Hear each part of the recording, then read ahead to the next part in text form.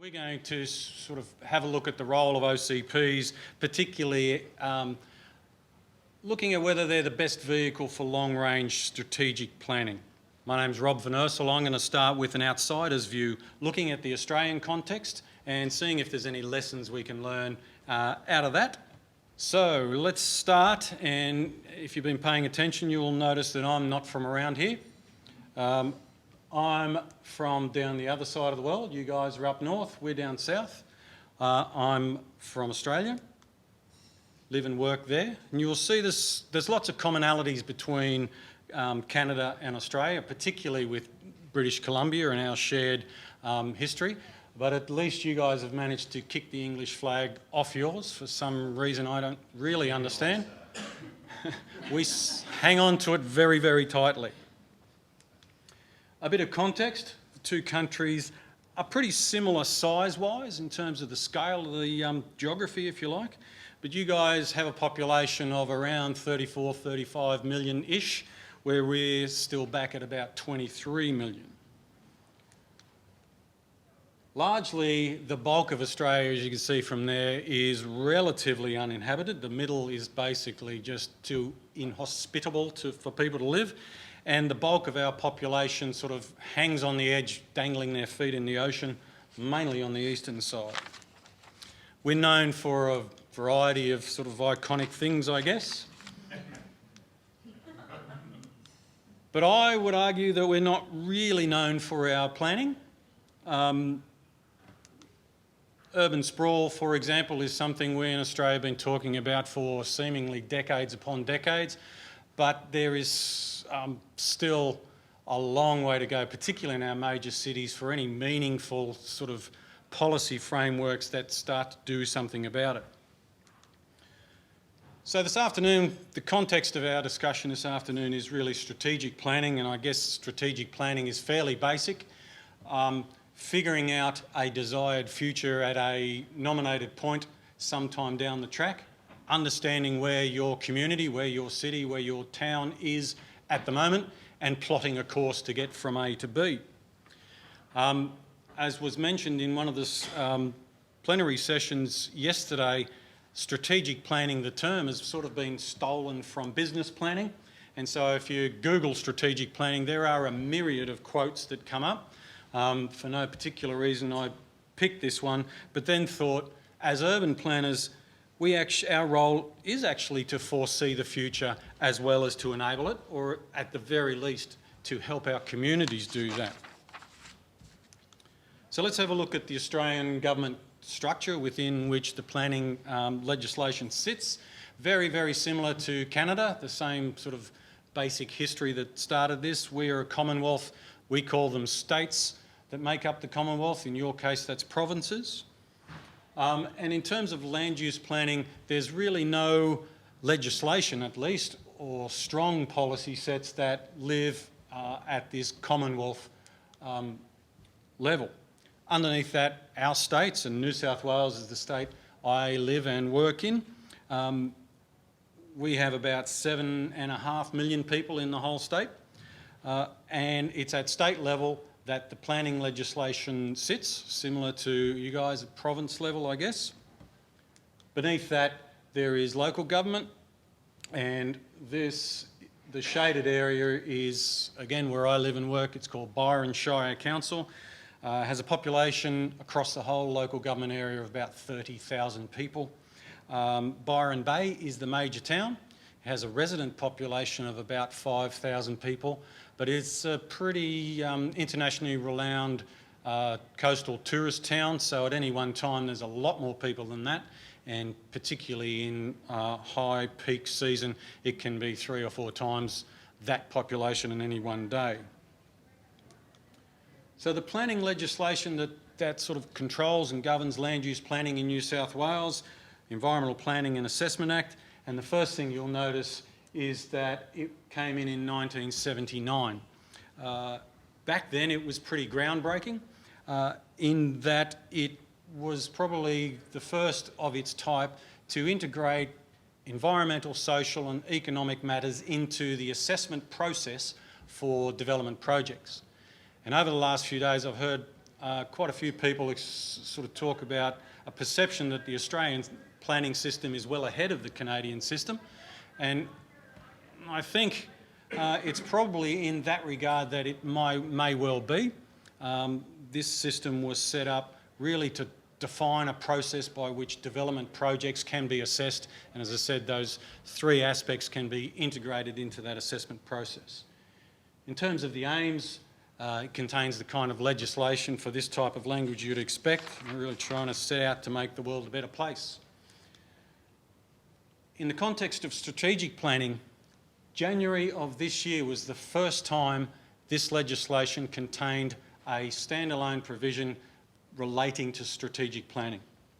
So from 1979 up until now, it's concentrated pretty much wholly and solely on the assessment of development projects.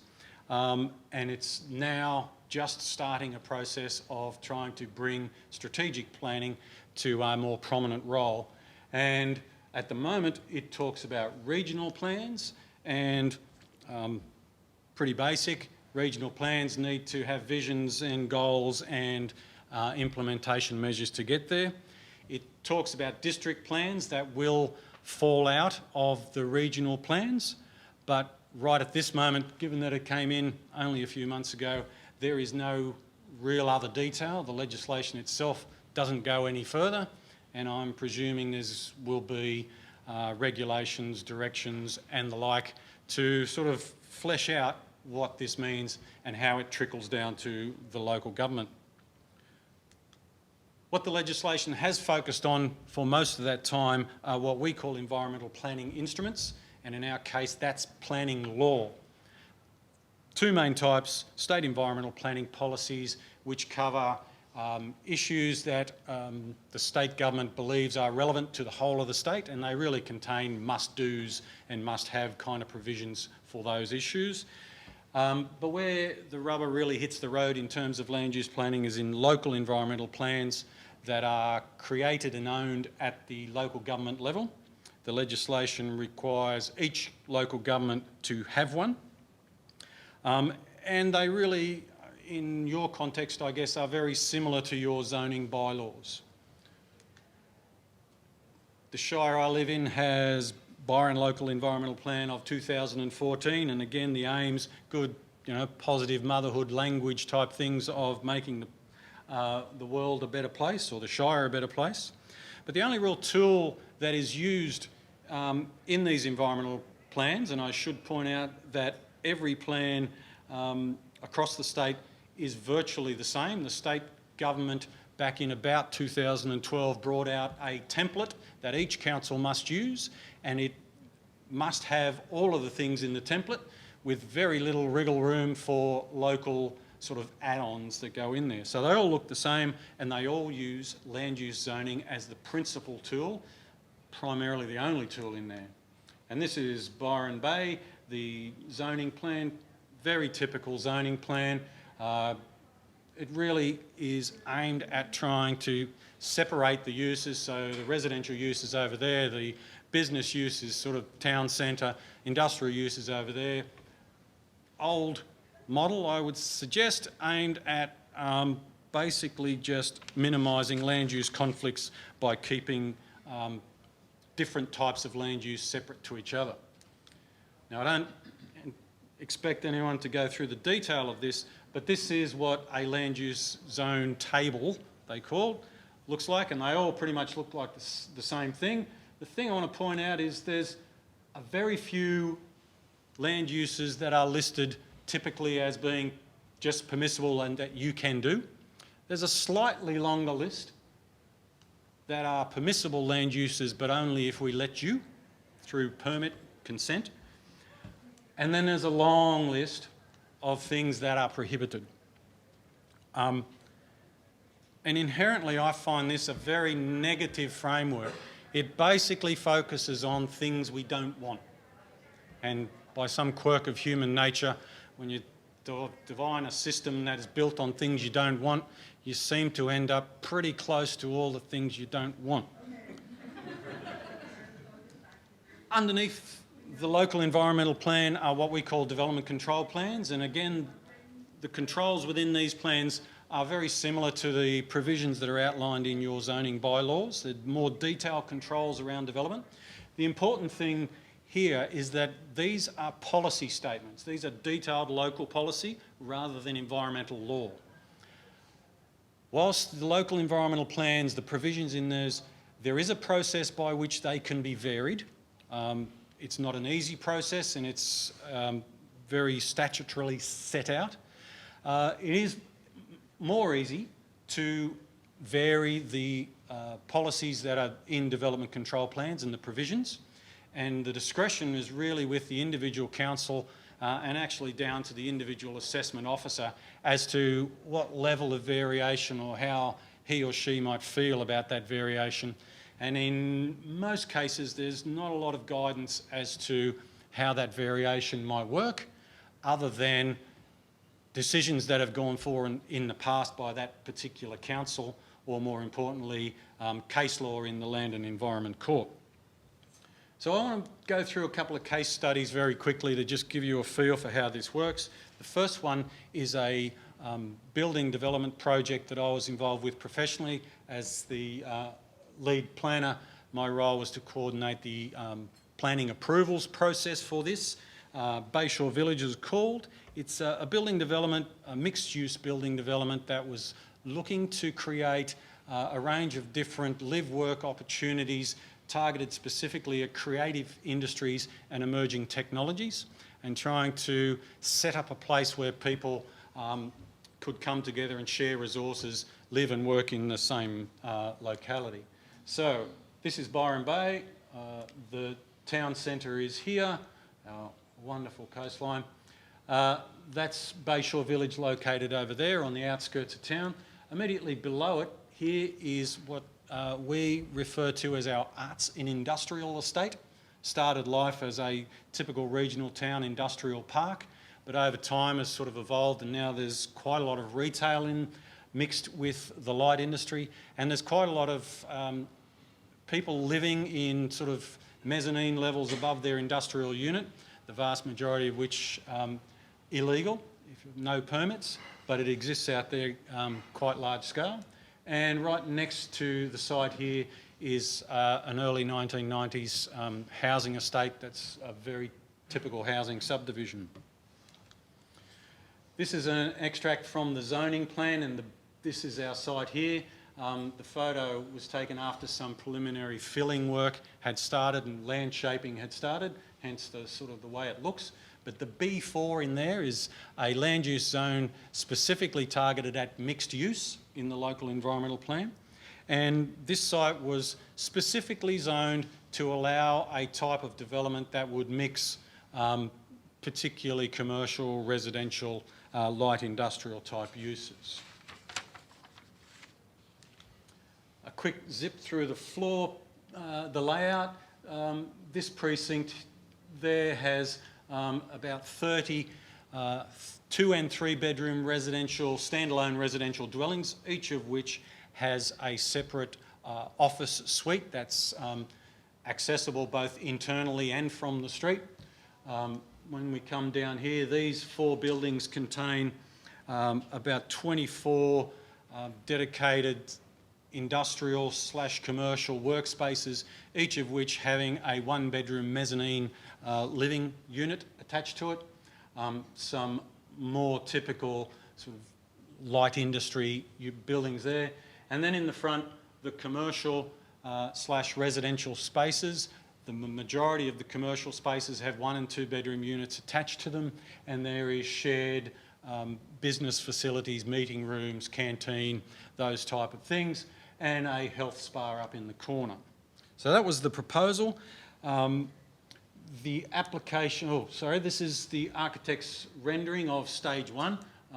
They didn't render back there, so they're not really just square boxes.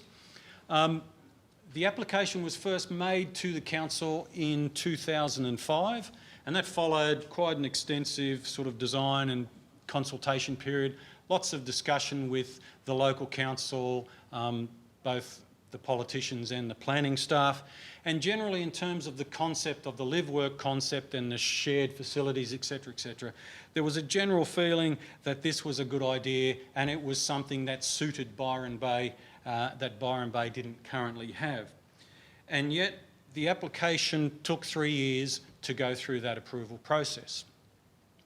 Primarily because the assessment framework that was set up under the local environmental plan and development control plan, as I mentioned before, was looking majority at separation of land uses, and so the assessment officers simply didn't have a framework to look at how a mix of those uses might actually roll out, notwithstanding the fact that they created the mixed-use zone.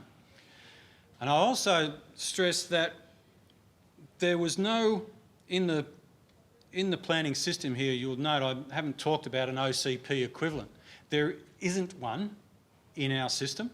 And so in terms of an overall strategic plan for Byron that would have set out a clear vision and clear direction for the future of Byron, and given the discussions, you would imagine that policy would have talked about emerging industries, and it would have talked about creative industries and different forms of housing, but there wasn't one. And there still isn't one, and in quite a lot of councils there isn't a formal one as well. And so without that policy framework in this case, whilst that planning system was great at looking at the environmental impacts and some of the social impacts, it was very difficult for the assessment officers to sort of figure out whether this was heading where Byron needed to head or not. Simply because it was different, it sort of was hard to deal with, and there was no policy that allowed them to figure out whether it was different good or different bad. It was just different. So in the end, we actually, on their behalf, at their request, wrote for them a site-specific development control that tried to give them a bit of a checklist upon which they could hang an approval of this development.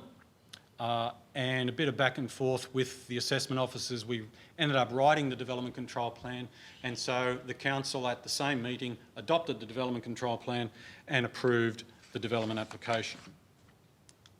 The second case study is one I haven't been involved with professionally. As a resident of the town, I've sort of sat on the sidelines and watched it.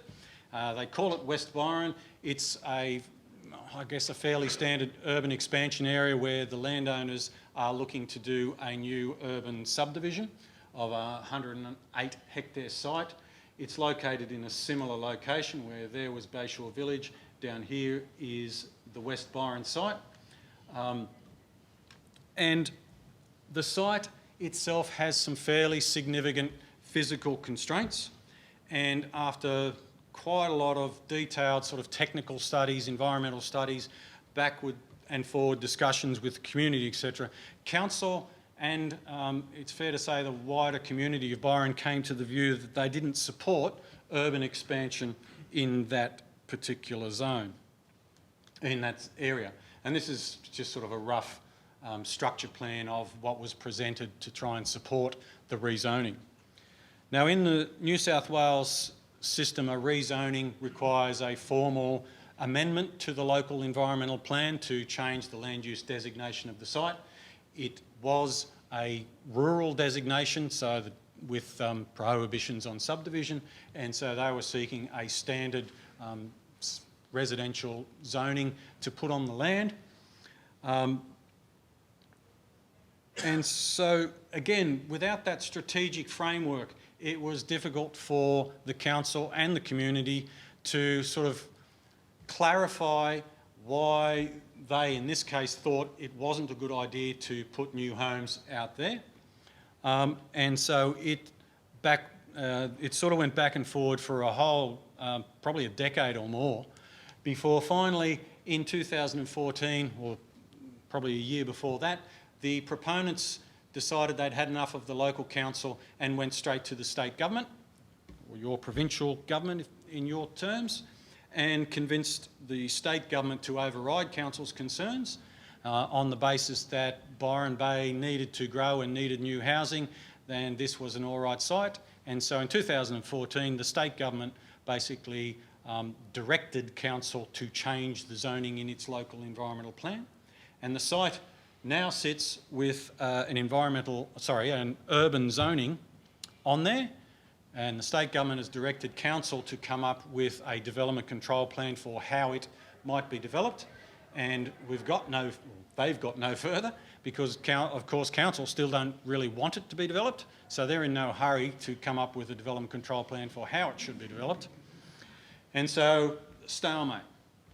Similarly, again, with a well-crafted, clear vision policy statement that overrides the LEP, these kind of decisions, whilst they may have turned out the same, would have been much easier in my view.